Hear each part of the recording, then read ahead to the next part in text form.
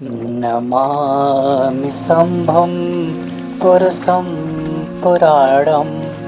नमामि सर्वयमपारभावं। नमामि रुद्रं प्रमोक्षयन्तं।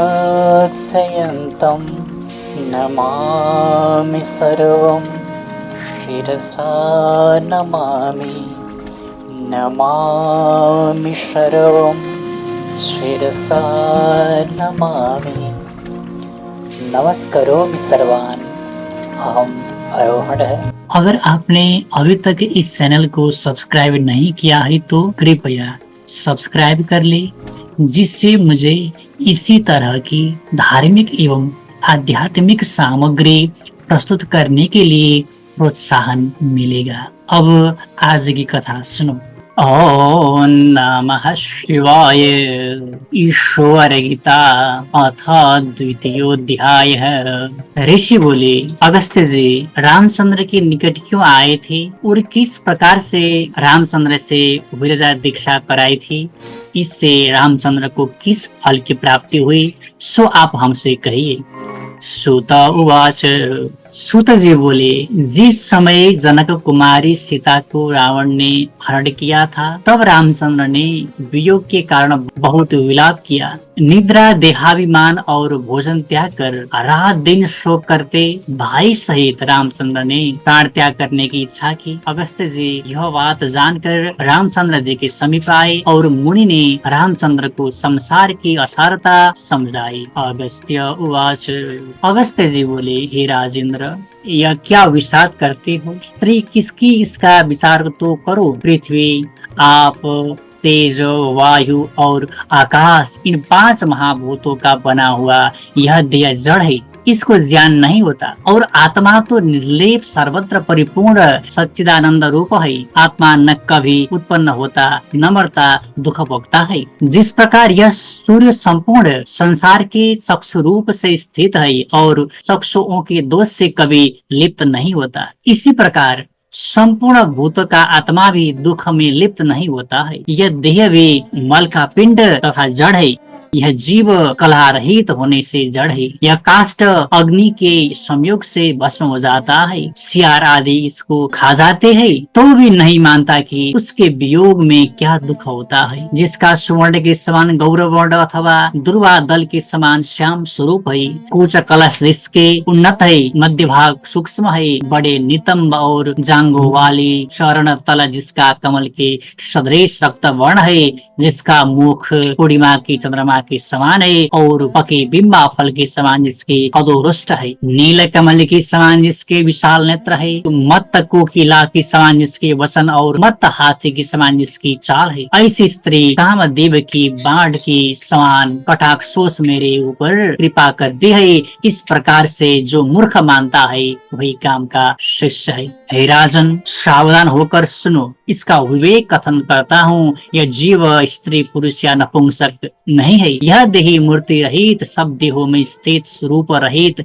सर्वव्यापी, सबका साक्षी देह में स्थित हो, प्राणी को सजीव करने वाला है। जिसको सूक्ष्मांगी सुकुमार बाला कहते हैं, वह एक मल का पिंड और जड़ स्वरूप है। वह न कुछ देखती, न सुनती, न सूंघती है। जिसका शरीर क्षर मात्रा का है। हे रामचंद्र, बुद्धि से विचारो और छोड़ो। जो प्राणों से भी अधिक प्यारी है, वही सीता तुम्हारे दुख का कारण होगी। पंच महाभूतों से उत्पन्न होने के कारण पांच भौतिक देह उत्पन्न होते हैं, परंतु उन सब में आत्मा एक परिपूर्ण सनातन है। इस विचार में कौन स्त्री कौन पुरुष, सब ही सहोदर है। जिस प्रकार अनेक गृह निर्माण करने में आकाश अवच्छिन्नता को प्राप्त होता है, अर्थात उन सब में मिल जाता है, पश्चात उन घरों की जल जाने पर कुछ हानि को भी प्राप्त नहीं होता। इसी प्रकार देह में आत्मा परिपूर्ण और सनातन है। देह संबंध से अनेक प्रकार का प्रतीत होता है, परंतु उनके नाश होने पर आत्मा नष्ट नहीं होता, वह एक रूप है। जो मारने वाला जानता है मैं मरा, यह दोनों न जानने से मूर्ख है। कारण कि न यह मारता है और न वह मारा जाता है। हे राम, इस कारण अति दुख करने से खेद का कारण क्या है? अपना स्वरूप इस प्रकार जानकर दुख को त्याग कर सुखी हो। रामचंद्र बोले, हे मुनि, जब देह को भी दुख नहीं होता और परमात्मा को भी दुख नहीं होता है तो सीता के वियोग की अग्नि मुझे कैसे वश कर दी है? जो वस्तु सदा अनुभव करी जाती है तुम कहते हो कि वह नहीं है। हे मुनि श्रेष्ठ, फिर इस बात में मुझे कैसा विश्वास हो? जब सुख दुख को भोगता जीव नहीं है तो कौन है जिसके द्वारा प्राणी दुखी होता है? सुख दुख को भोगता कौन है? हे मुनि श्रेष्ठ, कहिए। अगस्त्य उवाच। अगस्त्य जी बोले, शिव जी की माया कठिनता से जानने योग्य है। जिसने जगत के मोह लिया है उस माया को तो प्रकृति जानो और माया वाला महेश्वर को जानो। उसी से अवयव रूप जीवों से संपूर्ण जगत व्याप्त है।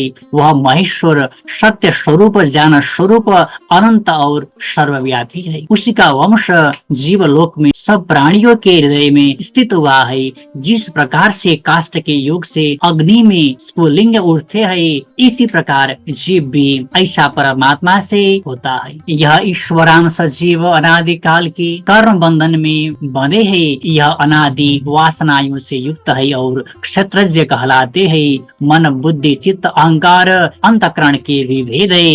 इस अंतकरण चतुष्टय में क्षत्रज्ञ का प्रतिबिंब पड़ता है। वही जीवपन को प्राप्त होकर कर्म फल के भोक्ता हुए है। वही जीव कर्म भोगने के स्थान देहों को प्राप्त होकर विषय सेवन करने से सुख व दुख भोग करते हैं। स्थावर जंगम के भेद से दो प्रकार का शरीर कहा जाता है। वृक्ष लता गुल्म यह स्थावर सूक्ष्म देह कहलाते हैं और अंडज पक्षी सर्प इत्यादि स्वेदज कृमि मशक आदि जराज युज मनुष्य गौ आदि ये जंगम शरीर कहलाते हैं। कितने एक प्राणी शरीर धार के निमित्त कर्मानुसार योनियों में प्रवेश करते हैं और दूसरे वृक्ष का आश्रय करते हैं। जब यह जीव विषय में लिप्त होता है तब मैं सुखी हूँ दुखी हूँ ऐसा मानता है।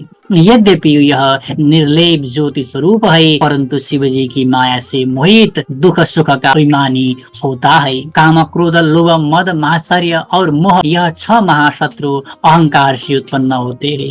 यही अहंकार स्वप्न और जागृत अवस्था में जीव को दुख देता है और सुषुप्ति में सूक्ष्म रूप के होने और अहंकार के अभाव से यह जीव शंकरता अर्थात आनंद रूप को प्राप्त होता है। इस प्रकार यह माया में मिलने से दुख सुख का कारण उत्पन्न करता है। जिस प्रकार सूर्य की किरणों में पड़ने से शिपी में चांदी भासित है, इसी प्रकार शिव स्वरूप में माया से विश्व दिखता है। इस कारण तत्व ज्ञान से तो कोई भी दुख भागी नहीं है।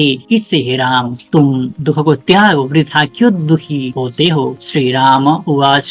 श्री रामचंद्र बोले, हे मुनिराज, आपने मेरे सम्मुख कहा है यह सब सत्य है, तथापि भयंकर प्रारब्ध दैव का दुख मुझे नहीं छोड़ता है। जिस प्रकार मध्य प्राणी को मत कर देता है, इसी प्रकार ज्ञानहीन तत्व ज्ञान युक्त ब्राह्मण को भी प्रारब्ध कर्म नहीं छोड़ता। बहुत कहने से क्या है, यह काम प्रारब्ध का मंत्री है। यह मुझको दिन रात पीड़ा देती है और इसी प्रकार से अहंकार भी दुख देता है। जीव अत्यंत पीड़ित होकर स्थूल देह को त्याग करते हैं। इस कारण हे ब्राह्मण, मेरे जीवन के निमित्त उपाय करो। इति श्री पद्म पुराणे उपरि भागे ईश्वर गीता सुपनिषत्सु ब्रह्म विद्यायां योग शास्त्रे अगस्त्य राघव संवादे वैराग्योपदेशो नाम द्वितीयोऽध्यायः।